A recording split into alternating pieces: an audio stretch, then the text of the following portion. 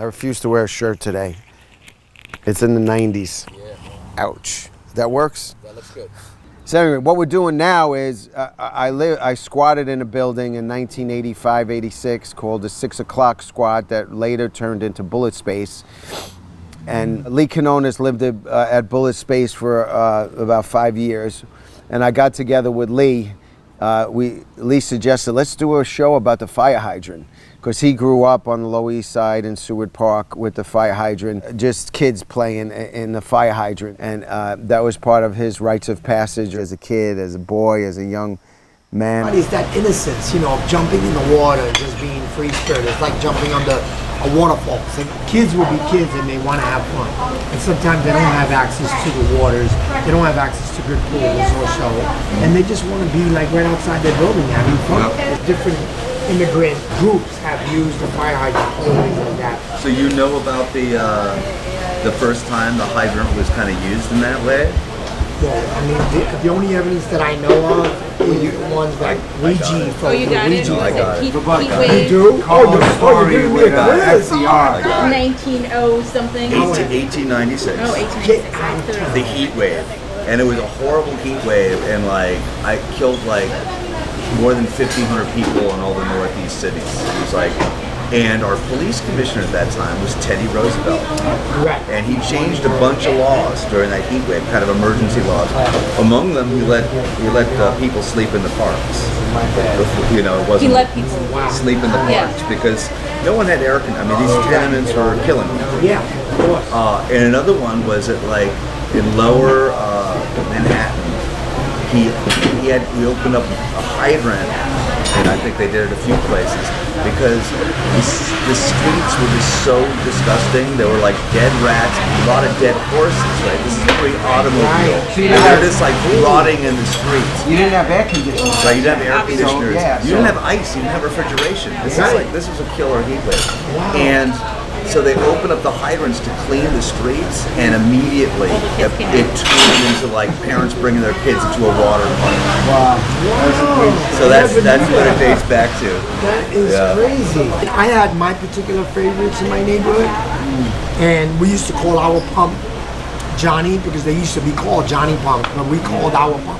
Yeah, that's Johnny, which was, you know, I don't know where the Johnny came from, Johnny Pump, but. And that's by Seward Park? No, this was down in Alfred E. Smith Project by the Brooklyn Bridge. Well, And Lee taught us the technique of the cans. And you grind the edges down on the sidewalk, and that's your spout. So you turn the fire hydrant full blast, and you could shoot that water across the street. It's so powerful. The grinding on the ground on concrete was basically there's a ring around the top. Each can. You want to get rid of that ring? That ring, you wear it off, and then it takes the top off. Lee liked the Miller beer cans, the tall boys, and the aluminum was a lot thicker. And that was the best ones. You scrape it and you pop it off, usually on the fence top, and then you have a cannon. You have a tube, and that tube was what you used. And they were steel back then. They weren't aluminum. It was scrappy stuff. So the steel can would survive many, what I would say, you know, overthrows when you would lose it in the water. Because if the pump was open full blast, the fire hydrant, the water was coming out in powerful, like speed and velocity. So you turn that fire hydrant full blast, you rip up the pavement. We were ripping up the pavement. there was one pump that you could open full wide, and you had a huge street there that you could shoot and hit the FDR driver.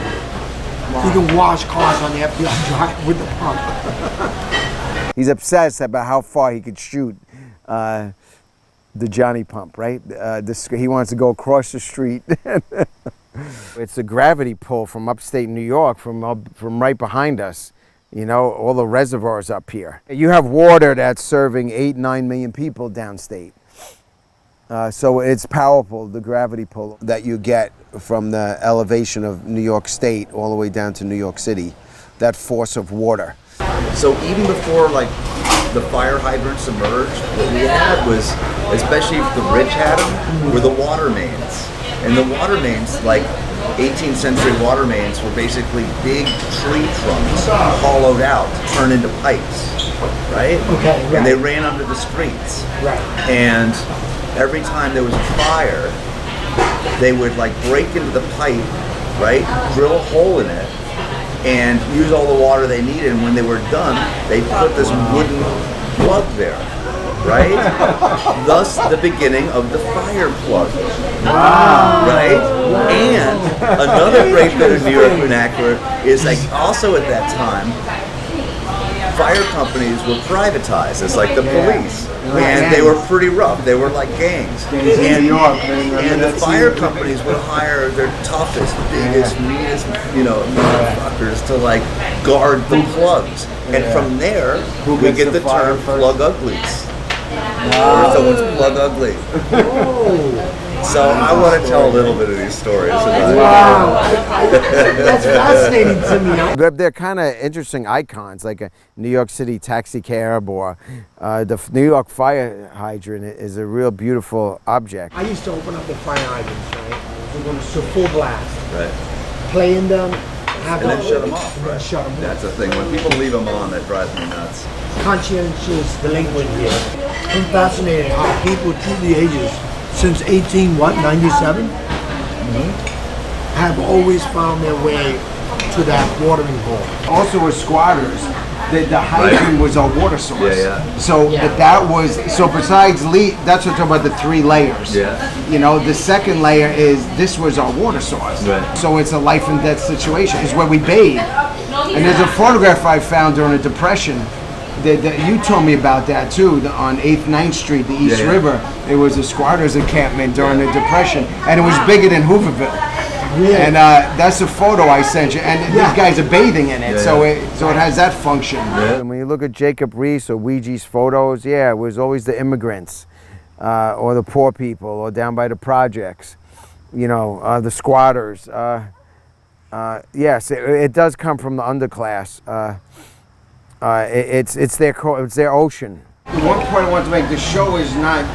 It's rooted in the fire hydrant, but it's not. There's not like 50 paintings and photos of fire hydrant. Right. I mean, the theme of water is pretty big. It's on everyone's mind. Global warming, the ice caps are melting. So there's other overlaps when you say water. So it's a great lineup. Yeah, I think we did. Yeah, I think so.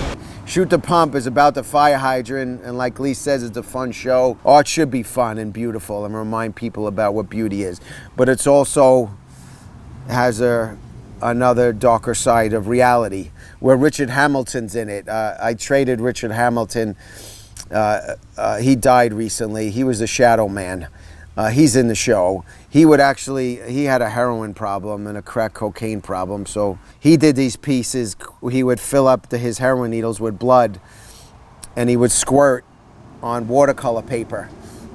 He's in the show. It relates to Shoot the Pump. If you see all the fire hydrants in New York City or New York State, it says Smith on it. That's Kiki Smith's grandfather. He has the patent on the old New York City fire hydrant. So we invited Kiki Smith also to be in the show. It's a beautiful piece of architecture, old New York, and I'm thinking Kiki Smith's grandfather, and that's what Alexandra Rojas is really digging up. So there's 3 or 4 elements with the fire hydrant. With Lee, for him it's a very personal thing, I think, where as a child he played in it, so that's a different experience. It's a very playful show, and there's a lot of kid energy, I think, which is great, just playing. And I think as artists, that's what we do a lot of, or I feel like I do, like play. You're playing and then, see what happens. I think there's a spirit of playfulness throughout this show that's really beautiful. It connects back to the hydrant, playing in the hydrant. Shoot the Pump, the fire hydrant show about the cultural significance of the fire hydrant. It has many different layers, but for me personally, when we were squatting at 6 o'clock squat in Bullet Space, which later became Bullet Space, it was our water source. We didn't have running water until the 90s. maybe 92, we had our first source of water. So the fire hydrant was very important as a well or watering hole. I used to fill up, I lived on the 5th floor, I used to fill up a 5-gallon jug of water every other day and carry it up 5 flights of stairs. Once we got legalized water and legalized heat, I gained 10, 20 pounds. I kind of missed chopping wood and carrying up my water. Also, when I went fishing in Long Island or in the East River, or out in Breezy Point, we would clean our fish. Wherever we fished, I would bring the fish home and clean them on the sidewalk. That was our main water source. So you always had to fight the drug dealers too, coming in to clean their needles and shit. You're like, get the fuck out of here with that needle, man. This is what fuck we're drinking now, drinking water. Oh, let me have just a pinch of water, man, you know. So it was a bit of a little battle sometimes, that watering hole, just like it is deep in the jungle, right? The watering hole, how the animals kind of guard it. But then yet, all the animals get along at the watering hole too, to some degree. And it's like that on 3rd Street, where your neighbors you didn't speak to all year, all of a sudden you give a smile to each other. You got the pump on, the Johnny pump on full blast. The kids are playing. You're squirting water across the fields. Like, shit, man, I haven't seen that in like since I was a kid, man. Because we're the only fire hydrant without a lock on the Lower East Side. Most fire hydrants on the Lower East Side got locks on it. So we would jimmy the locks all the time. We would take them off. My brother would forge, him and down at Sucker's Hole with Robert Parker, they would forge new wrenches every time the city would come up with a new lock. And once they came up with another lock, was next to impossible to get in. You had to drill a hole and stick a screwdriver in there and turn it. And I got caught with a drill, sticking a hole in there. I had to do 3 days in the tombs for that. But all the kids on the block, come on, Mr. Andrew, Mr. Castrucci, come on, turn on the hydrant, man. It's a fucking 100 degrees out, man. You know, so your rites of passage. The first time you swim in the ocean is swimming in a fire hydrant.